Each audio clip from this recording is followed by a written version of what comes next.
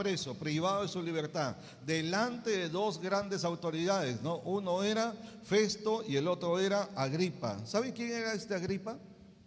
Agripa era un rey, ¿no? Pero este rey era de la dinastía de los Herodes. De los Herodes hubieron varios reyes: Herodes I, Herodes Agripa I, Herodes Agripa II, Herodes el Grande y eso, ¿no? Este era uno de los nietos.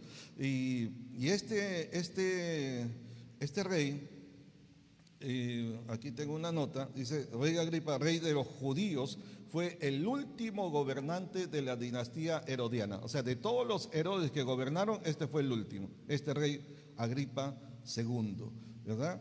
Y Festo, que está ahí también, no lo hemos leído, pero está ahí en el capítulo. Este Festo era un procurador romano, no sé si ahí aparece, un procurador romano, sí, ¿verdad? Este procurador, ¿quién es un procurador?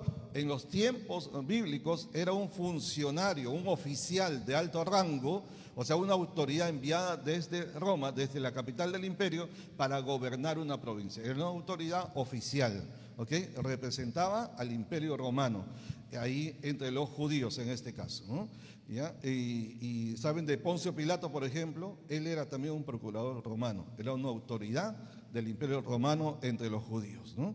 Muy bien, a ver, entonces Pablo en este capítulo 26, yo estaba diciendo, o nos pasamos nomás al capítulo 26, porque en el capítulo 9 y otro capítulo más en Hechos ya habla acerca de la conversión de Saulo, habla del encuentro entre el Señor Jesús que viene a encontrarse con Saulo, y digo, yo voy a repetir una tercera vez, y dije, no, pero aquí hay un tema, ¿no? Entonces ya no vamos a hablar del encuentro, de cómo Saulo fue salvo, y ya, porque eso ya se explicó. Pero el tema aquí principal que no debemos dejar pasar es la visión celestial. Por favor, dígalo, la visión celestial. ¿Ya? Y entonces Pablo, después que presenta su defensa ante este rey, ante este procurador y ante la gente que estaba ahí, entre ellos también los judíos que lo perseguían, ¿verdad? Entonces él concluye su defensa diciendo estas palabras: por lo cual, es como decir, por lo tanto, ¿no? Finalmente, oh rey Agripa, no fui rebelde a la visión celestial. Muy bien, entonces yo me pregunto, ¿qué es un rebelde? Porque Pablo dice, yo no he sido rebelde, ¿no? No he sido rebelde, pero ¿qué es un rebelde? Vamos al diccionario, ¿no? Es lo más fácil, ¿verdad? ¿Qué es un rebelde? Es alguien que se rebela. Está fácil, ¿no? Y así lo dice el diccionario, así lo dice. Un rebelde es alguien que se rebela, alguien que opone resistencia contra alguien o contra algo. Sinónimos de rebelde: desobediente, indomable, inconformista, contestatario, indisciplinado y algunos más. Sinónimos de rebelde: entonces, desobediente, indomable, inconformista, contestatario, indisciplinado. Rebelde viene de rebeldía, ¿no? ¿Sí? Rebelde es alguien que expresa rebeldía. ¿Qué es la rebeldía? Es semejante. Es definido como la insumisión, que es alguien que no se somete, alguien que no se sujeta, alguien que no reconoce autoridad sobre él, alguien que no pone frenos, ¿verdad? No tiene límites, o sea, traspasa los límites, traspasa lo que no debe pasar. ¿Me estoy explicando? ¿No? Lo que no debe tocar, lo que no debe ver, lo que no debe hacer. Entonces es alguien desobediente. Wow. Hay pregunta que está: ¿eres obediente o desobediente? Ahí. Si no puede decir amén, diga ay. Y la rebeldía es la insumisión, o sea, la falta de sumisión, el desacato. ¿Se acuerdan que había un padre ahí que el Señor Jesús dijo que tenía 2 hijos? A un hijo le dijo, ven y haz esto, y dijo, ya voy, ¿no? Y no lo hizo. Y al otro le dijo, ven y haz esto también, y dijo, no puedo, pero después sí lo hizo. O sea, entonces la rebeldía, la insumisión, el desacato no es solamente decir sí lo hago, sino que si no lo haces, no basta con decir sí, no basta con decir amén, no basta decir yo te amo, Señor, y te serviré, te seguiré todo. No, o sea, es no solo decirlo, es hacerlo. Y el Señor Jesús enfatiza mucho eso, ¿no? El decir y el hacer. Amén. El que oye mi palabra y las hace, el que oye mi palabra y no las hace, él señaló, ¿verdad? La diferencia. Ok, entonces esta rebeldía es insumisión, es desacato y es desafío a la autoridad. Porque puede oír, puede decir amén, puede decir está bien y todo, pero en el fondo dice, ¿qué me interesa? No, Me vale un mango, me vale un durazno, me vale un pepino, ¿no? ¿Sí? Esa palabra en el griego, yo lo busqué, es una palabra que significa, ya bíblicamente significa incorregible. ¿Saben quién es la palabra, a quién se refiere la palabra incorregible? ¿Quién es la persona incorregible? Es lo que la Biblia le llama contumaz. Contumaz. El contumaz es el que uno diría ya no tiene remedio. Ya no. O sea, ya no. Es el extremo, el final ya, ¿no? Donde ya no va a cambiar. Donde ya no quiere, no le importa. O sea, le regañan, le hablan bonito, le hablan a las malas, le lloran, le amenazan, le vale nada. Ese es el contumaz. Ya el último grado de la obstinación, de la rebeldía, ¿no? Terrible, ¿no? Y por eso que en la Biblia, en el Antiguo Testamento, y demos gracias a Dios que no vivimos en los tiempos de la ley, pero para el hijo contumaz había una sola ley, una sola pena, una sentencia. ¿Cuál era? Sentencia de muerte. El hijo contumaz era sacado en público y era apedreado, comenzando por su padre, sus hermanos y todos los varones. Así era. Wow. ¿Se están asustando o están? ¿Ya? Ese es contumaz, el desobediente, pero que ya, o sea, ya no.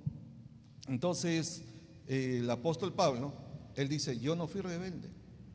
Yo no he sido contumaz, yo no he sido desobediente, no me he negado a obedecerte, no me he contrapuesto a tu orden, a tu propósito para mi vida, no he ido en contra de lo que tú quieres para mí, ¿verdad? No he sido rebelde a la visión celestial.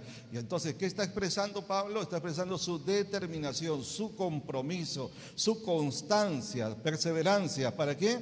Para ser obediente en esa visión celestial, ¿verdad? Ahora bien, ¿cuál es esa visión celestial? ¿A qué visión celestial se refiere? Cuando él dice, no fui rebelde a la visión celestial, ¿de qué visión celestial está hablando? Está hablando de aquel momento, que hace un momento leímos, ¿verdad? Cuando estaba camino a Damasco, iba con una orden, con mandatos ahí de las autoridades judías para perseguir a los cristianos, a los discípulos de Cristo. Iba a perseguirlos, a exterminarlos, si es posible matarlos. Él estuvo de acuerdo, dio su voto cuando mataron a Bernabé, el primer mártir de la iglesia, ¿verdad? Y él estaba en eso, ceñido en eso, cuando en el camino a Damasco dice que una gran luz del cielo vino sobre él, ¿no? Y dice que cayó a tierra. ¿Amén o no? No dice así. No, dice que todos cayeron a tierra. Digo esto porque cuando narran esa historia de Pablo y dice que se cayó del caballo y todo eso, aunque le hubieran dado el caballo, no sabemos si iba a caballo o a pie, eso no es problema. Pero normalmente se pone, cuando se hace una figura de eso, se pone que solo Pablo cayó y todos estaban de pie, pero leyendo el texto dice que todos cayeron a tierra. Y bien interesante, bueno, más adelante les digo, ¿no? Porque todos esos que cayeron también se levantaron, pero Saulo en ese momento, uno para seguir a Cristo, uno para ser obediente a la visión celestial, pero todos los demás que vieron esa misma luz y que oyeron la misma voz, que tuvieron la misma visión, todos los demás siguieron su camino y ninguno más fue obediente a la visión celestial. Aunque solo Pablo entendió ahí, ¿no? Ya, bueno, entonces está refiriéndose al acontecimiento que marcó su vida para siempre, marcó su vida. Yo no sé si a usted le marcó la vida el día que Jesucristo vino a su encuentro, que Jesucristo vino a su corazón. El día que Cristo vino a mi corazón, dice un coro antiguo, ¿no? Cuando Cristo vino a mi corazón, mi vida entera cambió. ¿Se acuerdan de ese coro? No, ustedes no se acuerdan. Es el tiempo de los dinosaurios. Su paz y su amor. Bueno, o sea, el día que Cristo viene a nuestro corazón es el día principal de nuestra vida. Es más que el día de nuestro cumpleaños. Es el día especial, es el día celestial, es el día en que la luz, y Jesucristo es luz, Dios es luz, ¿verdad? Él vino a nuestro encuentro, no nosotros vinimos a Él, Él vino a nosotros. Dijo, yo vine a buscar y a salvar lo que se había perdido. Jesucristo fue a tu encuentro. El día que tú naciste, tú no naciste por ti mismo, fue Jesucristo que vino a ti. Ese es el día que tiene que marcar toda tu existencia, toda la historia de tu vida. Es el día en donde se marca un antes y un después. Antes de Cristo, ¿cómo eras? Después de Cristo tiene que notarse un cambio en tu vida. ¿Amén o no? Claro que sí. Ese es el día de la visión celestial, el día que el Señor vino a ti, ¿no? Por eso dice, eso es. Ahora, les voy a explicar un poquito, ya qué significa para nosotros bíblicamente la visión celestial. ¿Qué significa? A ver, la visión celestial se refiere al momento en que Saulo fue hallado por el Señor Jesús. No es que Saulo encontró a Cristo, no. Nosotros no encontramos a Cristo, Cristo nos encuentra a nosotros. Cristo viene a buscarnos a nosotros. Pensamos que yo fui a una iglesia, fui a una campaña, no sé, me interesé, yo clamé a Dios. No. Bueno, eso puede ser la acción que tomaste, ¿verdad? En respuesta a que el Señor te vino a buscar, el Señor te vino a llamar, el Señor quiso que tú seas salvo, el Señor quiso que conocieras a su Hijo Jesucristo. Y la Biblia lo dice que nadie puede venir al Hijo si el Padre que está en el cielo no le trae. Nadie. O sea, es pura gracia y misericordia de Dios que usted y yo estamos aquí, que Él nos llamó. Mírenme, capítulo 26, versículo 12. Dice Pablo, narrando esta historia, este momento celestial, ¿verdad? Ocupado en esto, iba yo a Damasco con poderes y en comisión de los principales sacerdotes, cuando a mediodía, ¿qué significa? ¿Es oscuro? ¿Cómo está el día? Soleado, ¿verdad? Y más en esa zona es de 40 grados para arriba, ¿verdad? Y cuando a mediodía, oh rey, yendo por el camino, vi una luz del cielo, luz del cielo. Él vio una luz del cielo, no era la luz natural, esta era una luz sobrenatural, porque él dice, vi una luz del cielo que sobrepasaba el resplandor del sol. Por lo tanto, no era la luz del sol, era una luz que era mucho, imagínense una luz que sea mucho más brillante, mucho más fuerte, más encendido que el sol. ¿Qué puede ser más que él? ¿Ha intentado usted mantener la mirada con los ojos abiertos hacia el sol? ¿Lo ha hecho alguna vez? ¿No? ¿Alguien lo ha hecho de chiquillo? ¿Sí? ¿Y cuánto dura? 2 segundos. 3 segundos será mucho. No se puede mantener. Un día soleado, no se puede. No aguantas. Y eso que está millones de kilómetros de distancia, millones de kilómetros, y uno no puede sostenerlo. Y dice Saulo en ese momento, él dice que la luz que él vio no era la del sol, fue algo mucho más, sobrepasaba el resplandor del sol, la cual me rodeó a mí y a los que iban conmigo, y habiendo caído todos nosotros en tierra, oí una voz que me hablaba y decía en lengua hebrea, Saulo, Saulo, ¿por qué me persigues? Dura cosa te es dar coces contra el aguijón. Y entonces yo dije, ¿quién eres, Señor? ¿Quién eres, Señor? O sea, Saulo no conocía al Señor. ¿Había oído de Jesús? ¿Sabía que los cristianos servían a Jesús? Por supuesto que él conocía mentalmente, por supuesto que sabía quién era Jesús, por eso perseguía a los cristianos, pero no lo conocía interiormente, no lo conocía como su Señor, no lo conocía como el Salvador de su vida. Me estoy explicando, hay mucha gente que conoce acerca de Jesús, mucha gente, usted le pregunta, ¿sabes quién es Jesús? Sí, es el Hijo de Dios, sí, Él vino a salvarnos, pero Él no es salvo. Él dice que vino a salvarnos, pero él todavía no es salvo, porque no lo ha conocido como Señor, como Rey, como Salvador de su vida. ¿Me explico, hermano? Nosotros mismos antes teníamos conocimiento de Jesús antes de nuestra salvación, hasta que Él vino a nosotros. ¿Se acuerda de ese día? ¿Se acuerda cuándo fue el día de su salvación?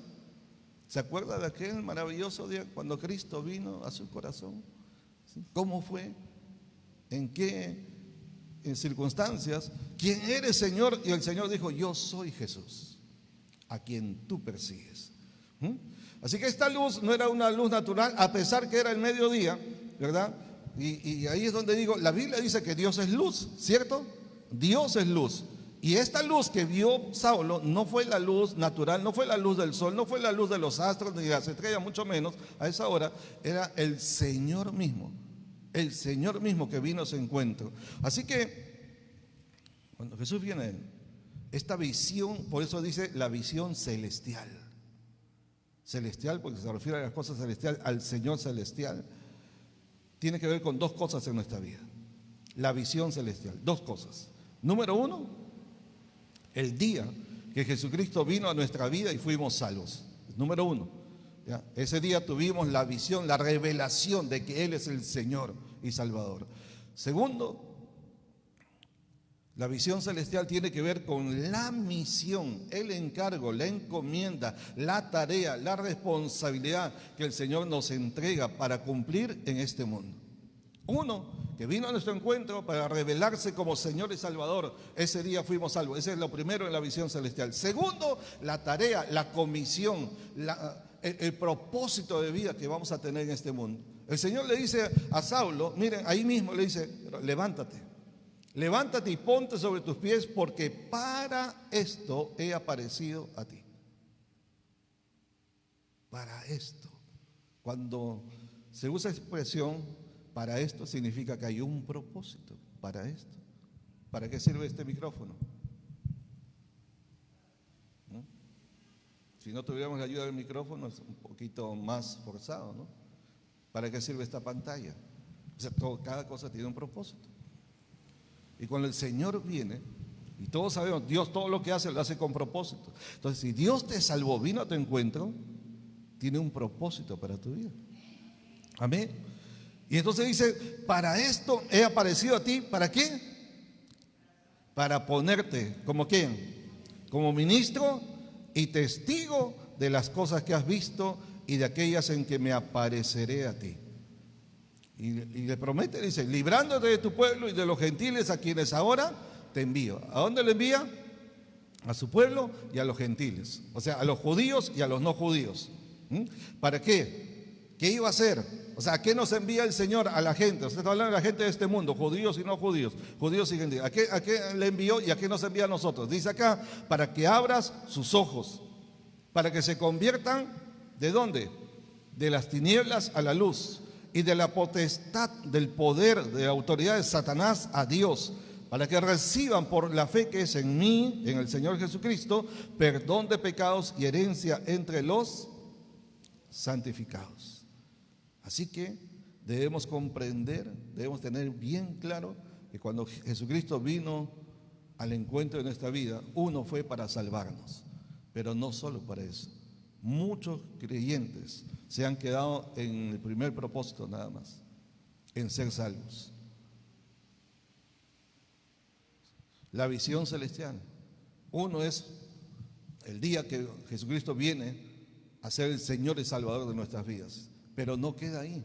La segunda parte es como cuando el Señor le dice a Saulo, para esto he aparecido, para que seas ministro y testigo. O sea, hay un propósito de vida. Si el Señor quisiera llevarnos al cielo, ya nos hubiera llevado, pues. El mismo día que nos salvamos, ese mismo día nos llevara. Por algo nos deja en la tierra, ¿sí o no? Para algo estamos acá. ¿No? ¿Sí? La religión enseñaba que el matrimonio, el hombre y una mujer cuando se casan, ¿para qué? Es para tener hijos. No es para eso. Bueno, es parte de lo que va a suceder, pero no es el propósito principal del matrimonio. La vida, sea soltero, sea casado, la vida es dedicada para Dios. Fuimos llamados para Él. Este pueblo he creado para mí, dijo el Señor, y mis alabanzas publicarán. Somos llamados a publicar la grandeza de nuestro Dios, la salvación, las maravillas de nuestro Dios. Por eso le dice, para esto aparecí a ti, para ser mi ministro, para ponerte por ministro y testigo. Estaba buscando la palabra ministro en el original, ¿no? Porque ministro suena bien bonito, ¿no? Ministro de Dios. Dice, wow. Cuando le dicen ministro, a ver, dígale, ministro. ¿Cómo estás, ministro? Dígale. Dígale. ¿Cómo se siente que le digan ministro?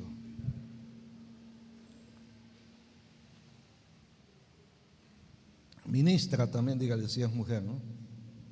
¿Se siente bien? Daniel, ¿se siente bien? Se siente chévere, ¿no? ¿Ah? ¿Cómo se sienten ahí? Ministro de Dios, y da ganas, aunque no tenga pecho, pero algo infla, ¿no?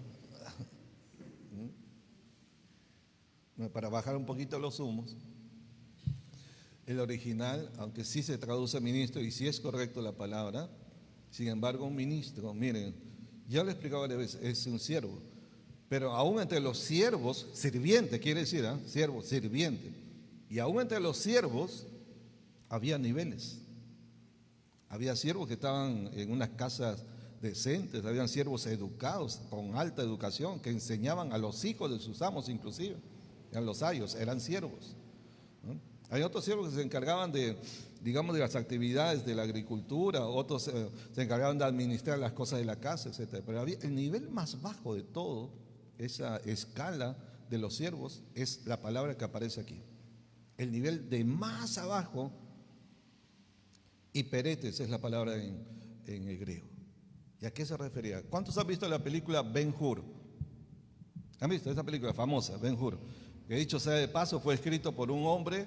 Si les conté la historia de eso fue un libro, ¿no? Antes de la película, fue un libro.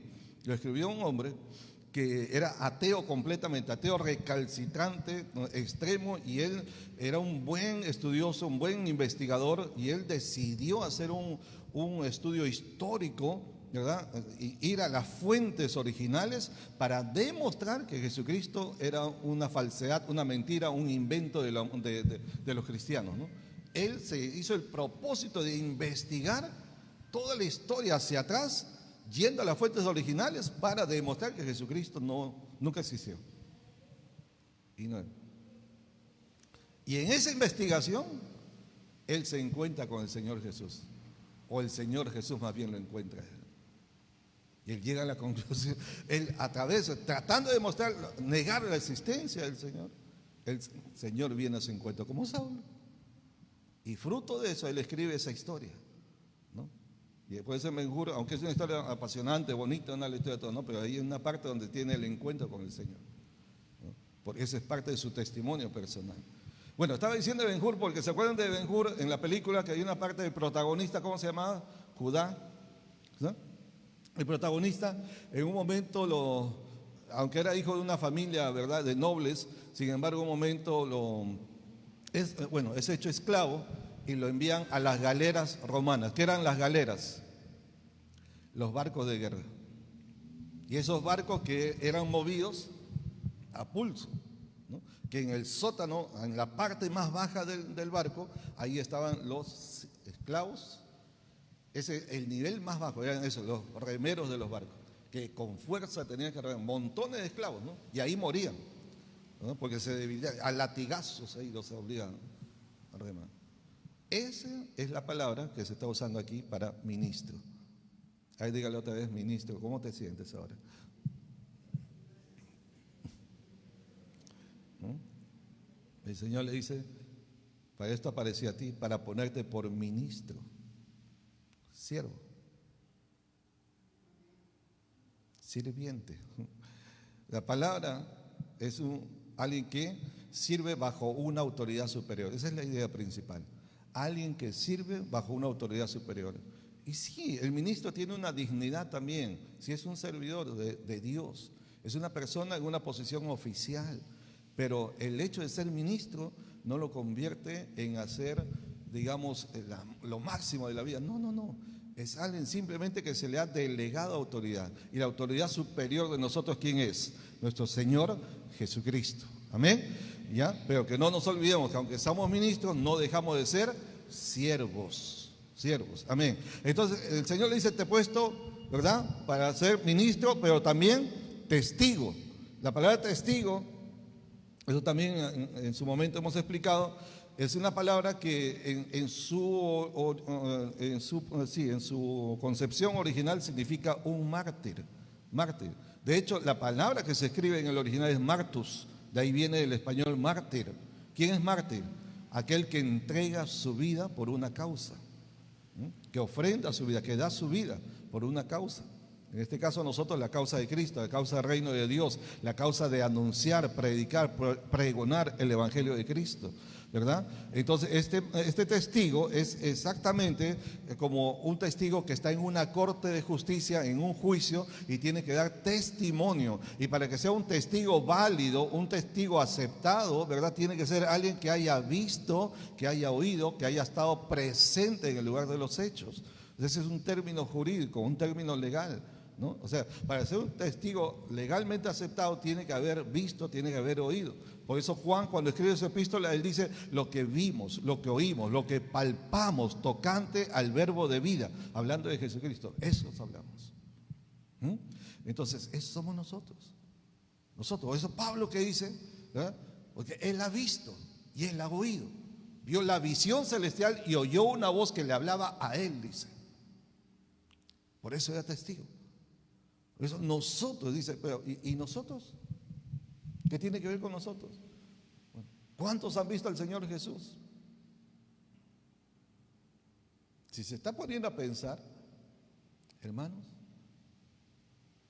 el día que el Señor vino a usted, ese día usted lo vio, aunque usted no se dio cuenta, pero su corazón, su espíritu lo vio. Acuérdense que el Señor es espíritu, amén, y Él mora en nosotros pues espiritualmente, ¿no?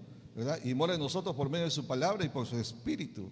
Amén, usted tuvo ese encuentro, Él vino a su encuentro de usted. Entonces, y hemos oído y seguimos oyendo su voz, su palabra. Esta es su voz, la voz es la palabra. Y Él mismo es la palabra, ¿no? Y hemos sido puestos para ser testigos de Él, para dar testimonio de quién es Él, qué ha hecho Él y qué quiere hacer Él en la vida de cada persona como lo ha hecho en nosotros. ¿Alguien puede decir amén? Amén, ¿sí?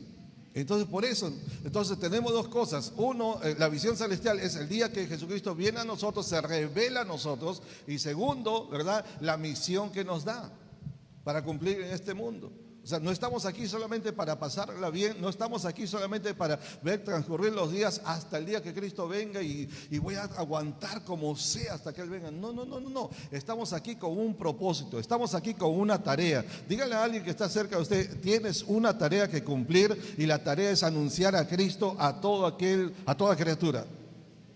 Dígale, hay una tarea. Muévale un poquito, así con cariño, con respeto, pero sacúdale un poquito y diga, tienes una tarea. Están medio fritos por el frío. ¿Ya? Tenemos una tarea, ¿ya? Y por eso acá yo escribo esto, yo digo, la visión precede a la misión. Porque primero él recibió la visión de Cristo, reconoció a Cristo como Señor y Salvador. El Señor se le presentó, se le reveló como Señor. Pablo ya sabía acerca de Jesús, Pablo ya había oído de Jesús. Por supuesto, si no, ¿cómo perseguía a los cristianos? Porque sabían a quién servían, a Jesucristo. Pero él no había tenido la revelación de quién era Jesús. Y Jesucristo se revela como el Señor y Salvador. Por eso las primeras palabras que salen de Él cuando está caído en tierra, postrado en tierra, que dice, ¿quién eres? Señor. La autoridad máxima. Entonces, la visión, esa visión precede a la misión. No podemos cumplir una misión sin haber conocido al Señor. Si alguien dice, bueno, voy a hacer esto, pero si no conoces al Señor, si no has tenido un encuentro con el Señor, si Jesucristo no se ha revelado a ti como Señor y Salvador, hasta el día que no comprendes esto, ¿quién es Jesús para ti? ¿Quién es Jesús para la iglesia? ¿Quién es Jesús para el mundo? ¿Quién es Jesús para nosotros? Es el Señor. Dígalo, Jesús es el Señor. Es el Señor, Él es el que manda, Él es el que ordena, y nosotros obedecemos. Es el Señor de la iglesia. Es el que dirige la iglesia. Él es el que ha determinado cómo debe ser la iglesia. Él es el que marca la misión de la iglesia. Es el que dice, van para allá y nosotros vamos. Él nos dice, deténganse, nos detenemos. Él nos dice, hagan esto, lo hacemos. Él nos dice, esto no deben hacerlo. A Pablo mismo, cuántas veces quiso ir a un campo a predicar y el Espíritu Santo dice, se lo puso tenazmente, no se lo permitió. ¿Por qué? Porque hay un Señor a quien reconocemos. No nos movemos por nuestra cuenta, no hacemos lo que nos da la gana. No estamos en la iglesia para decir, bueno, ya soy cristiano, ¿verdad? Y soy salvo, un día cuando Cristo venga me iré al cielo. No es así. O sea, estamos aquí en la iglesia y estamos en este mundo para dar testimonio que Jesucristo es el Señor, no solo del mundo, también de nuestra propia vida. En nuestra vida.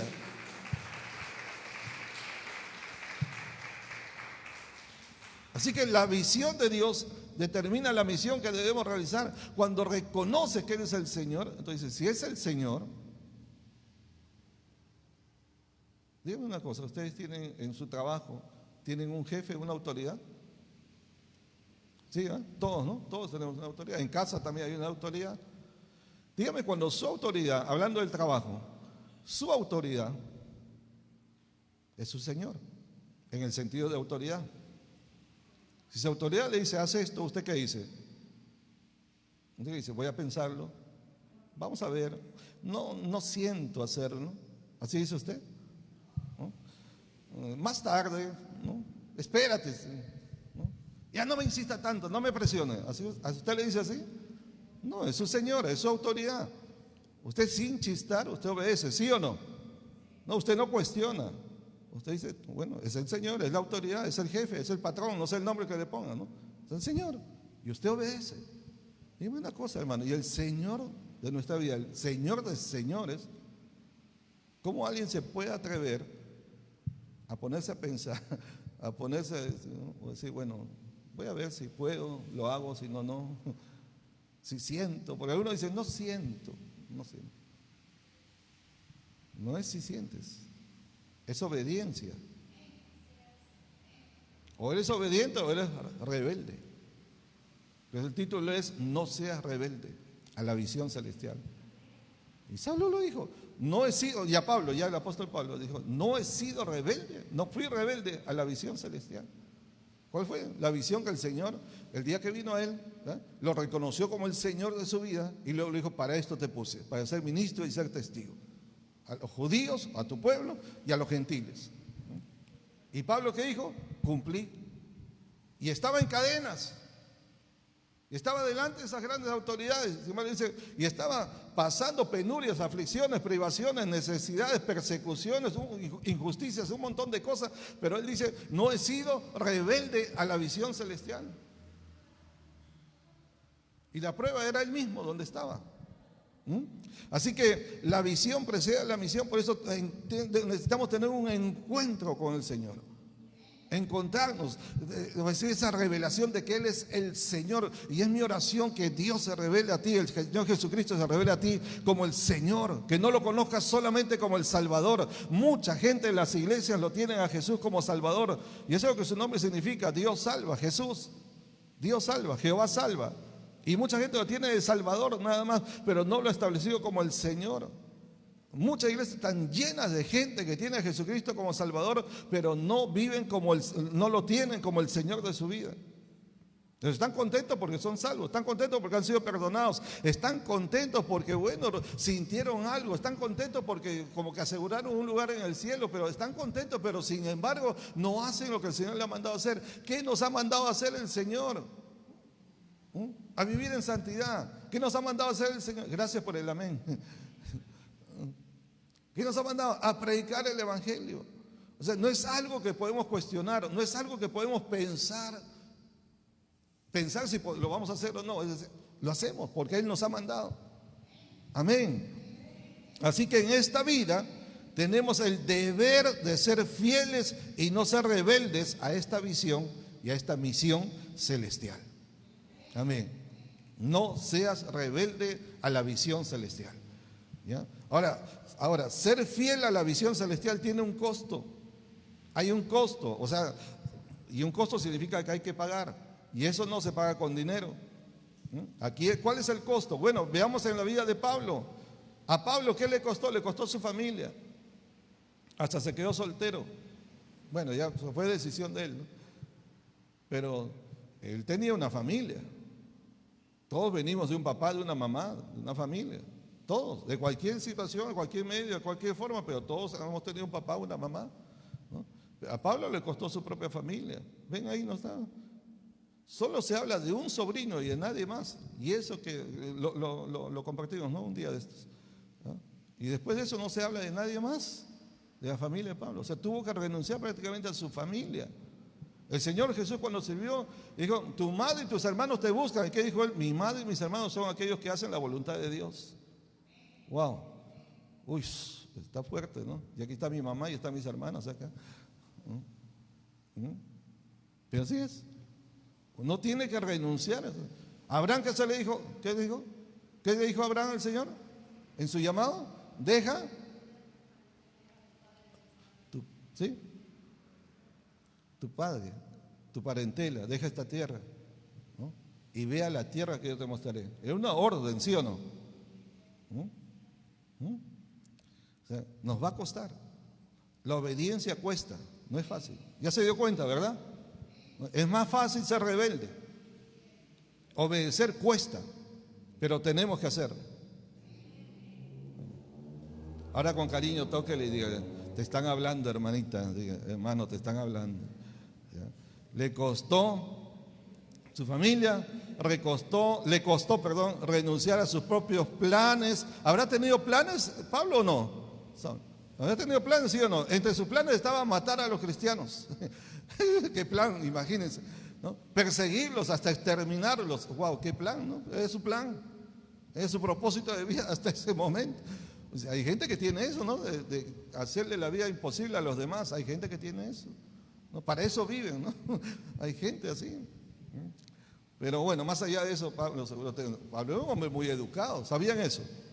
Un hombre muy altamente educado, instruido, ¿no? Hablaba 4 idiomas, ¿sabían? Sí, hablaba hebreo, hablaba arameo, hablaba griego y hablaba latín. Sí, o sea, un hombre instruido. Por eso él podía entrar a cualquier cultura. Y por algo el Señor lo escogió a él también, ¿no? Para algo el Señor lo preparó. Muchas de las cosas que aprendimos en la vida van a servir cuando el Señor nos encuentra y nos da la misión. Todo lo que hicimos sirve. Si usted sabe hacer repostería, sirve. Usted sabe pintar, sirve. Usted sabe escribir, usted sabe componer, usted sabe tocar algo, sirve. ¿Vale? Sí, en serio. Lo que usted sepa hacer, todo sirve. Todo es útil. ¿Usted cree que cómo es que Pablo podía entrar a cualquier cultura y decir, al hebreo me hago hebreo, al griego me hago griego, y a los que son esclavos me hago como un esclavo, y a los que son libres también, aunque soy esclavo de Cristo, yo... O sea, se ubicaba bien, se contextualizaba rápidamente, porque fue formado, aún antes de conocer a Cristo, el Señor lo preparó también. Lo que vivió le sirvió como preparación. ¿Se dieron cuenta de eso? Mucho de lo que ahora puedo servir al Señor me ha servido lo que antes, desde muchacho, he sido preparado en mi casa, en mi familia, en el estudio y en las experiencias de vida. Y sirve, todo sirve, cuando es dedicado al Señor. Sí, hermanos. ¿Ya? Pero significa renunciar a nuestros deseos, a nuestros planes, a nuestros sueños. Wow. Porque si es el Señor, Él tiene un plan para usted. Él tiene una orden para usted. ¿No? ¿Sí? Yo no sé si Pablo habrá pensado alguna vez en casarse. No lo sé porque no lo dice. Aunque él habla de que es mejor ser soltero que casado. Él habla, ¿no? En 1 Corintios 7. ¿No? Dice, yo quisiera que todos sean como yo, dice, ¿no? Él. ¿No? Porque dice que los casados van a padecer, dice. Lo habla, yo quisiera librarles de esa tribulación. ¿No? Y los casados dicen amén.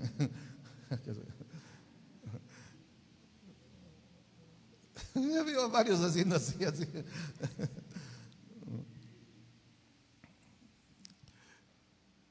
¿Qué le costó más? Ser incomprendido y perseguido injustamente.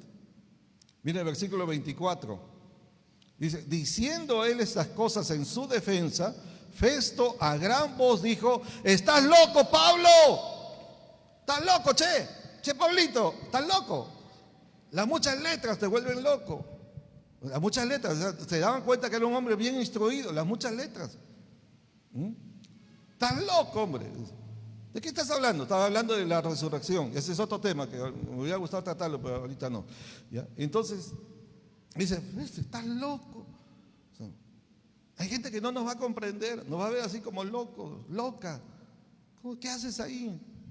¿Qué haces los domingos cuando puedes estar disfrutando tu juventud, puedes estar disfrutando, ¿verdad? Yendo ahí, saliendo en Lozano, ¿no? De verdad, ¿qué hacen acá? A esta hora. No los estoy molestando, estoy preguntando en serio, ¿qué hacen aquí? ¿Se han puesto a pensar? ¿Por qué vienen cada vez que vienen? ¿No?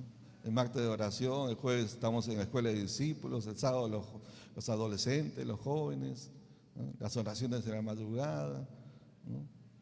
Un domingo, y este domingo especialmente ha hecho frío, ya llovió toda la noche, ¿verdad? Llovió pero terrible, ¿no? Terrible. Se abrió el cielo. Como decían, dice que San Pedro estaba llorando. ¿No? ¿Y qué hacemos acá? ¿Quién los atrae acá? ¿Quién los obliga a venir?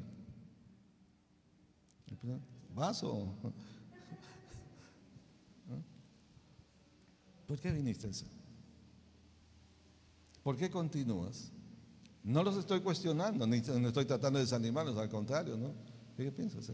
Si están aquí, ¿es costumbre, es rutina o es amor por el Señor? Eso debe ser. Eso debe ser. ¿Te han cuestionado? ¿Te han dicho loca, loco? Puede ser. Te han perseguido, te han afligido, te han molestado, te han ofendido por ser cristiano o cristiana. ¿Te sientes extraño en este mundo? Viviendo como cristiano, ¿no? O sea, no haciendo lo que otros hacen, no siguiendo la perversidad de este mundo, ¿no? No encajamos en este mundo. ¿Y sabe por qué no encajamos en este mundo? Porque no somos de este mundo. Somos del reino de Dios. Tenemos otras leyes, tenemos otro estilo de vida. La vida del Señor, la mente del Señor, ¿sí? La justicia de Dios. Por eso no encajamos. Por eso el mundo se opone. Por eso el mundo no nos comprende. Por eso el mundo nos condena, nos señala. El mundo es el mundo. El mundo es antagónico a las cosas de Dios. Por eso el Señor dice: no améis al mundo ni a las cosas que están en el mundo. Si alguno ama al mundo, se constituye enemigo de Dios. O sea, en otras palabras, o eres de Dios o eres del otro. O estás con Dios o estás en el otro lado. Y la iglesia es de Dios, por eso estamos en la iglesia. Entonces tienes que definirte bien: o estás en la iglesia o estás en el mundo. El Señor, cuando oró por sus discípulos en Juan 17, dijo: no te ruego que los saques de este mundo, porque vivimos en este mundo, pisamos este mundo. Lo que Él oró fue: no te ruego que los saques del mundo, te ruego que los guardes del mundo, que los preserves del mal, los guardes del mal de este mundo. Ya el Señor oró por usted y por mí. Y aunque estamos en este mundo, no somos de este mundo. ¿Hay alguien extranjero aquí? La pastora Ivana es extranjera.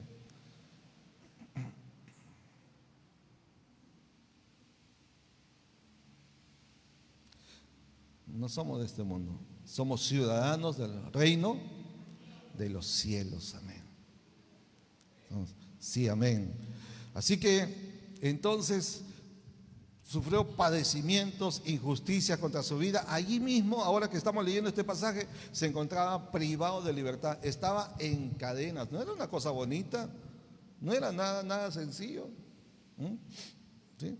No era algo para disfrutar. Gracias. Sin embargo, Pablo tranquilamente dice: no he sido rebelde. O sea, nada de esto me ha impedido seguir siendo obediente, seguir siendo fiel a la visión celestial. ¿Estamos?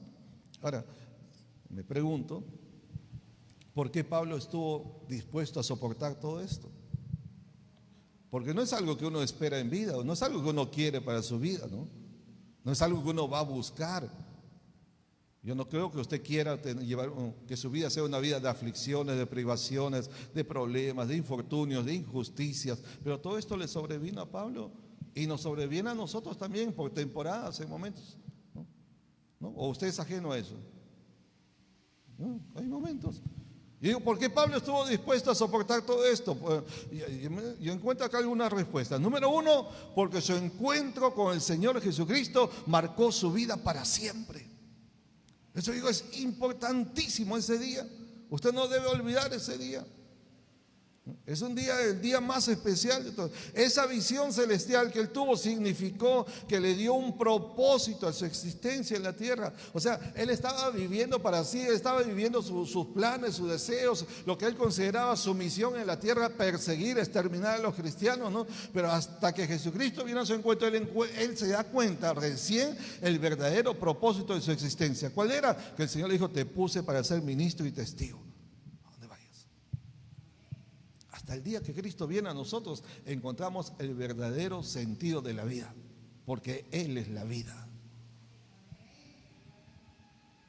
Hasta que Él viene y se revela a nosotros y tenemos esa visión celestial, cuando decimos: para esto yo nací, para esto, para Él, para dedicarle mi vida para Él. Estás aquí por Él y para Él.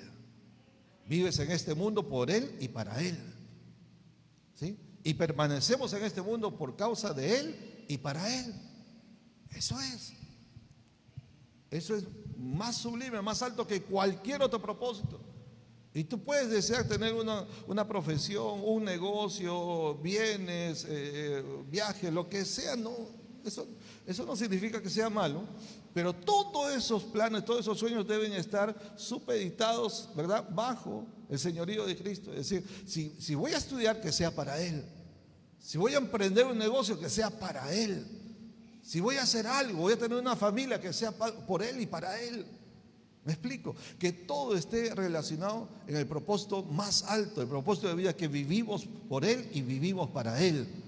Así es, ¿ya? Entonces, por eso digo que esa visión celestial significa que le dio un propósito a su existencia. Ahí es la gente que no sabe para qué está, no sabe para qué vive, gente que no entiende, no tengo sentido en mi vida no tiene sentido, mi vida no tiene valor, no sé para qué vine a este mundo. Es por eso, es por eso. Porque no ha comprendido el propósito de Dios para su vida.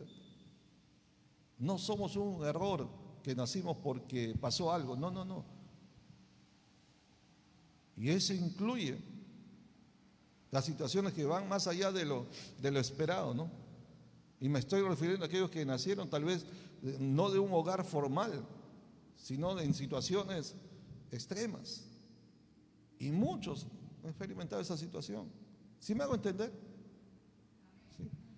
No es un error. Dios no se equivoca. Y todo aquel que nació en lo natural es porque Dios quiso darle la vida.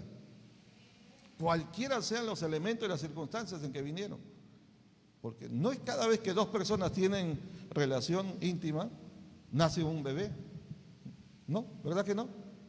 ¿No? Pues si no, los casados, ¿cuántos bebés tendrían? No es cada vez que se unen, no, es cuando Dios quiere dar la vida. Y cuando Dios decide dar una vida, hay un propósito para esa vida. Y el propósito es vivir por Él y para Él. Así es. Así que, entonces, para Pablo, el impacto de esa visión celestial fue tal que él estuvo dispuesto a pasar de todo tipo de privaciones, aflicciones, persecuciones. Estuvo listo a entregar su propia vida por esta causa. Por eso Pablo puede decir: por esta causa doblo mis rodillas. Y aquí está diciendo en el versículo 21: por causa de esto, los judíos, por causa de esto, ¿de qué? De esa visión que recibió, el cumplimiento, la obediencia a esa visión. Él acaba de decir en el versículo 19: por lo cual, oh rey Agripa, no fui rebelde a la visión celestial. Y hablando de la visión celestial, luego dice: por esta causa, los judíos me prendieron, me apresaron, ¿no? Y lo golpearon, ¿no? En el templo dice: intentaron matarme. O sea, estaba listo a morir. Él sabía lo que se arriesgaba.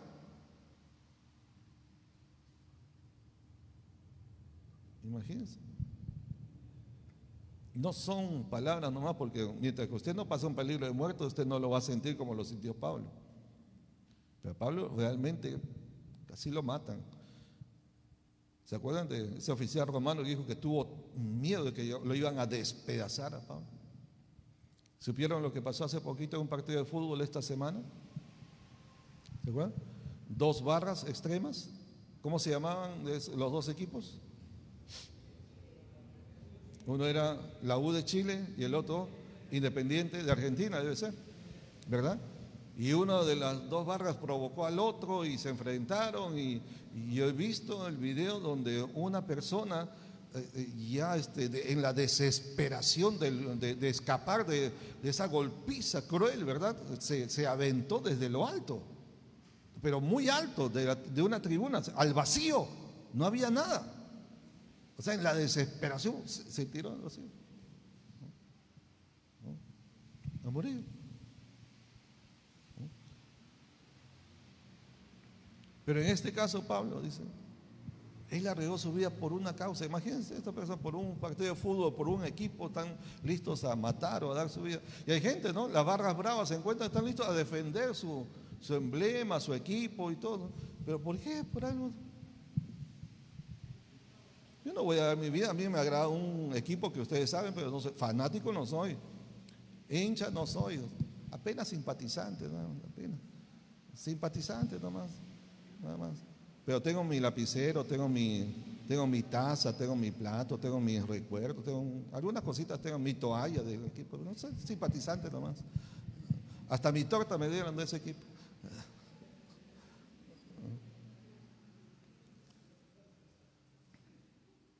Pero yo no voy a morir por eso. No. Si pierde, que pierda, si gana, que gane. Me alegra algo, sí, me alegra algo, pero nada más. A mí lo que me da gozo, lo que me da satisfacción, lo que me deleita, es cumplir la visión celestial. La misión que Dios me da. Eso sí me deleita. Eso es mi vida. Ahí estoy como pez en el agua. Eso me hace feliz. Soy feliz viviendo para Él. Soy feliz dedicándole mi vida a Él. Ese es el todo de mi vida. Ahí yo puedo decir claramente, con toda propiedad, yo nací para esto. Yo nací para esto que estoy haciendo y lo que el Señor me ha mandado a hacer, para eso nací. Y no tengo más nada que hacer en este mundo. Nada más.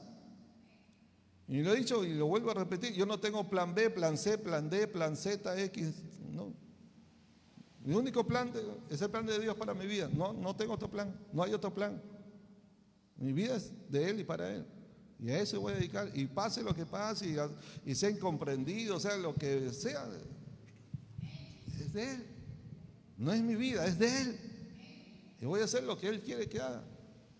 Cueste lo que cueste, literalmente. Y a mí ya me da cosa cuando digo estas palabras, pero así es. En serio. Y por eso dice, por esta causa, los judíos prendiéndome en el templo intentaron matarme. Versículo 22, pero habiendo obtenido auxilio de Dios, persevero hasta el día de hoy. Ahí diga usted también, persevero hasta el día de hoy. Pero no solo persevera en tener a Jesucristo como Salvador, persevera en cumplir la misión que Jesucristo como Señor le ha dado a usted. Hay que perseverar en ser salvos, pero hay que perseverar en predicar la salvación también. Hay que perseverar en ser siervos del Señor también. Hay que perseverar en ser testigos de Cristo también. Amén. ¿Sí? Y esto es lo que Pablo dice, persevero hasta el día de hoy, dando testimonio a pequeños y a grandes. Por eso. Así que voy a ir terminando, a ver. Le digo que es necesario que nosotros debemos confesar, decir, declarar y decidirnos que no seremos rebeldes a la visión celestial. No seré, dígase a usted mismo, no seré rebelde a la visión celestial. No seré rebelde a la visión celestial. ¿Y qué significa esa visión celestial? Uno, que Jesucristo es mi Salvador. Dos, que es mi Señor. Y como Salvador soy salvo por su gracia, pero como Señor tengo una misión que cumplir, que Él me ha mandado, es mi Señor, Él me mandó. ¿Qué me ha mandado? Ir y predicar el Evangelio a toda criatura, ir y hacer discípulos a todas las naciones, enseñarles que guarden todas las cosas que Él nos ha mandado y hacerlos parte de la iglesia a través del bautismo, bautizándoles. El bautismo hace que uno sea parte de la familia de Dios. Esa es la tarea, esa es la misión, ese es el encargo que a usted y a mí nos ha dado. Somos la iglesia del Señor. Amén. Muy bien, así que para terminar entonces, el resultado de ser fiel, de ser fieles a la visión celestial. Número uno, si somos fieles a esa visión celestial, vamos a tener la satisfacción de ser obedientes al Señor. Tener esa satisfacción. Hay una satisfacción en la obediencia. Yo no sé si usted ha comprendido eso, esa satisfacción que da, wow, lo hicimos. Costó, pero lo hicimos. ¿No? Costó, pero obedecimos. Fue difícil, pero me aguanté, pero fui obediente. Amén. Hay una satisfacción. Así como hay una pena, hay un dolor, hay una angustia, o hay miedo también cuando se es desobediente, pero cuando uno es obediente, hay una alegría, hay una satisfacción, hay un gozo, ¿no? Hay un sentir ahí, ¿verdad? Bonito, el ser obedientes. Hay una satisfacción. Ese es el resultado de ser fieles a la visión celestial. Segundo, tendremos la satisfacción de haber cumplido con su propósito para nuestra vida en este mundo. Es decir, si viví esta vida y cumplí los años que haya cumplido hasta que Cristo venga y nos lleve, entonces dije, pero ¿cómo los viví? ¿Qué hice en ese tiempo? Hice mis proyectos, cumplí mis deseos, cumplí mis sueños, pero no cumplí el sueño de Dios, no cumplí la misión de Dios, no sirvió de nada. Si usted logra todos sus anhelos, todos sus deseos, todos sus proyectos de vida, todos los planes que haya hecho, usted lo logra, pero no hizo la voluntad de Dios, no cumplió el propósito de Dios, no fue fiel a la visión celestial de Dios, entonces no va a servir de nada. No lo digo yo, el Señor Jesús lo dijo con estas palabras: ¿de qué le vale al hombre si se gana todo el mundo? ¿Y qué? Y perder su alma. En otro pasaje dice: no todo el que me dice Señor, Señor, heredará el reino de los cielos. O sea, no es solo decirlo, es vivirlo, es hacerlo. En otra ocasión dijo que algunos dirán: Señor, en tu nombre hicimos milagros, en tu nombre sanidad, en tu nombre hicimos muchas cosas, en tu nombre. O sea, hicieron, era gente que hacía. El Señor, ¿qué les dice? A ustedes no los conozco, nunca los conocí. Hacedores. Era gente que hacía, era gente activa, era gente con trabajo, era gente que algo estaban haciendo, inclusive representando al Señor. Pero el Señor le dijo: a ustedes nunca les mandé a hacer eso, no los conozco. Hacedores, pero hacedores del mal, hacedores de maldad. ¿Sabe que es una maldad no hacer la voluntad de Dios? ¿Sabe que es una maldad inclusive ocuparse en cosas que Dios no le ha asignado? ¿Sabe que es una maldad? Que aunque usemos el nombre de cristianos, el nombre de Cristo, porque ellos dijeron: en tu nombre hicimos, pero no hicimos lo que Él nos mandó, sino lo que quisimos. Y eso va inclusive para los ministros, que se meten a hacer lo que Dios no los ha mandado a hacer, para servidores que se meten a hacer que Dios no les ha mandado a hacer, para personas que se meten a hacer y vivir en lo que Dios no les ha mandado. El Señor dirá en ese día: ustedes no los conozco. ¿Y a dónde? ¿El destino a dónde? La condenación eterna, al fuego eterno. Terrible, ¿no? Eso está muy fuerte, pero eso es Biblia. Eso está en la palabra, en las palabras del Señor Jesús. Eso. O nos dedicamos a Él y hacemos lo que Él quiere, lo que Él nos manda, o si no,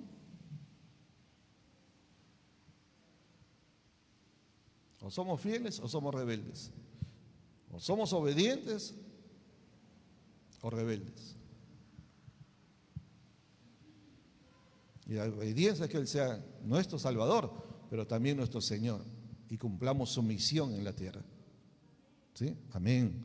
Miren a Pablo, cuando él termina su vida, ¿no? Un pasaje bien conocido, lo leo en la Nueva Traducción Viviente. Él dice: he peleado la buena batalla, he terminado la carrera y he permanecido fiel. La Reina Valera dice: he guardado la fe. Esta traducción está correcta también. He permanecido fiel. Eso es lo que quiere decir. Porque la palabra fe en el original, en el griego, es pistis, que significa fe, pero también significa fidelidad. Y aquí el sentido es que él fue fiel, porque está diciendo: he acabado la carrera, o sea, he cumplido, he sido fiel, no fui rebelde. Por eso está bien esta traducción, está mejor esta traducción. He permanecido fiel hasta el final. Es hasta el final. El que persevere hasta el fin, este será salvo. No el que viene a todos los cultos, no el que toma anotaciones, no el que canta, no el que el que persevere hasta el final, este será salvo. ¿Ya?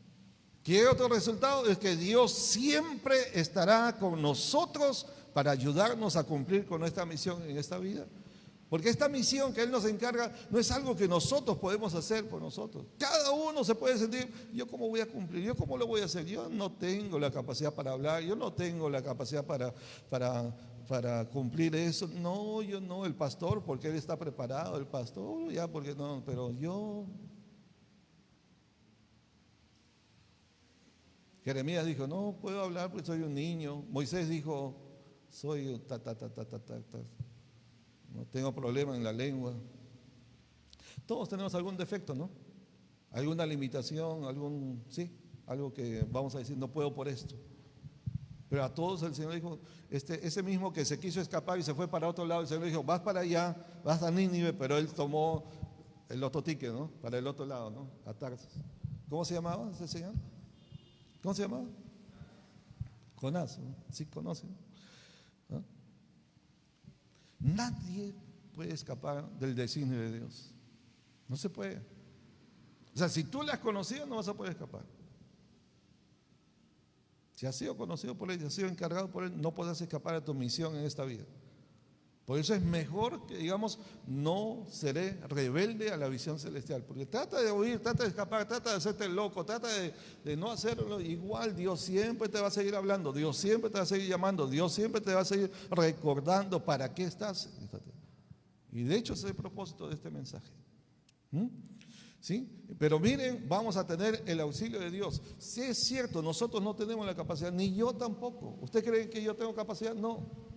En lo natural, yo no puedo hacerlo. Ahí están mis hermanas que me conocen. ¿Cómo soy yo en lo natural? Porque no he dejado de ser yo. Yo no tengo la capacidad de expresar. Soy la persona más tímida que ustedes puedan conocer. Y no estoy diciendo como algo que es satisfactorio, no. Yo por mí, yo prefiero estar por ahí en un rinconcito, allá, bien sentadito, que nadie se acerque, yo lo escucho, sigo todo, aplaudo, pero feliz, yo tranquilito ahí en un ladito.